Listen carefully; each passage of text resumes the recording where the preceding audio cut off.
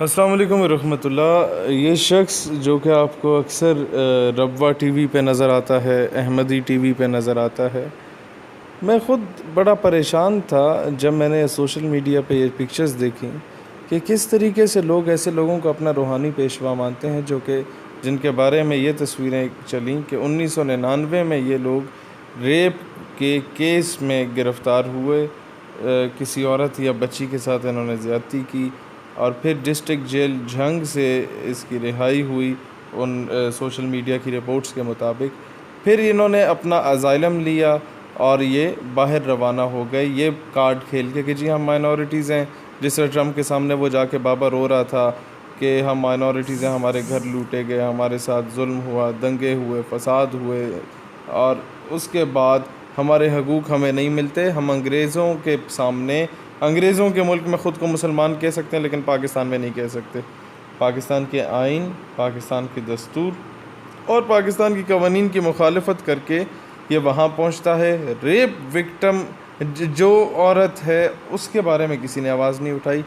Rape کرنے کے بعد یہ شخص باہر جاتا ہے، انگلینڈ میں، کینیڈا میں، جرمنی میں، اور وہاں یہ دین کا لبادہ اوڑھ کے خود کو مسلمان کہنے لگ جاتا ہے، اور کچھ ہی دنوں میں یہ مرزا ملعون قادیانی، غلام قادیانی کا خود کو خلیفہ کہتا ہے،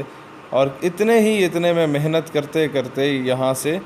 یہاں تک کا سفر کر لیتا ہے کہ یہ شخص اس وقت قادیانیوں کا سب سے بڑا پیشوا ہے، قادیانیوں کا سب سے بڑا نمائندہ ہے، اور اس کے بارے میں کہا جاتا ہے کہ یہ اس وقت ہزاروں لوگوں کو قادیانی کر چکا، ان مختلف مذاہب سے انہیں نکال کے قادیانیت کی طرف لا رہا ہے۔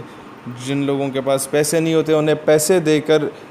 بیرونی ممالک سے فنڈز لے کر انہیں لاتا ہے اس مذہب میں، اور یہ وہ مذہب ہے جو کہ خود کو مسلمان کہتے ہیں لیکن ہمیشہ سے جہاد کی نفی کرتے ہیں، ختم نبوت صلی اللہ علیہ وآلہ وسلم کی نفی کرتے ہیں، اور ہمیشہ اسلام کے خلاف سازشوں میں اولین صفوں میں رہتے ہیں، مسلمانوں کے خلاف سازشوں میں ہمیشہ مغربی آقاؤں کی گود میں جا کے بیٹھے ہوتے ہیں۔ میری پاکستان اور بین الاقوامی سطح پہ تمام مسلمانوں سے گزارش ہے کہ ایسے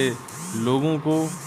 ایسے بدکاروں کو پہچانیے، اور جہاں پر بھی آپ کو نظر آئیں ایسے لوگوں کو قانون کے حوالے کیجئے کہ اگر وہ کیس واقعی سچا ہے جس طرح کے سوشل میڈیا پہ بتایا گیا تو ایسے لوگوں کو قانون کے حوالے کرنا چاہیے، جو کہ آج اسلام کی بدنامی کا سبب اس لیے بن رہے ہیں کیونکہ مغرب میں بسنے والے یہودیوں اور عیسائیوں کو نہیں معلوم کہ دراصل قادیانی کافر ہے، اس کا اسلام سے کوئی تعلق نہیں، لہٰذا یہ ان کے سامنے مسلمان بنتے ہیں اور غلط حرکات میں پائے جاتے ہیں، تھرڈ کلاس ایکٹیویٹیز میں پائے جاتے ہیں، جس سے اسلام کی نمائندگی ہوتی ہے، اسلام کی بدنامی ہوتی ہے، کیونکہ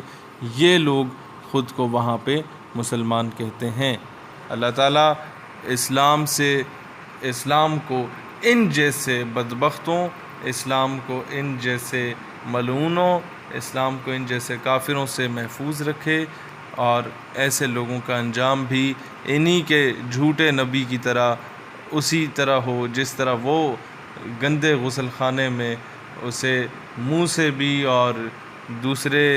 علاقے سے بھی، علاقے غیر سے بھی اس کا وہ گند نگل رہا تھا۔ اللہ کرے کہ ان لوگوں کو بھی اسی طرح کی موت اور عبرت ناک سزا ملے، تاکہ دنیا کو اندازہ ہو جائے کہ ان لوگوں کی حقیقت کیا ہے، ان کے جعلی اور فتنہ باز مذہب کی کیا حقیقت ہے۔ پاکستان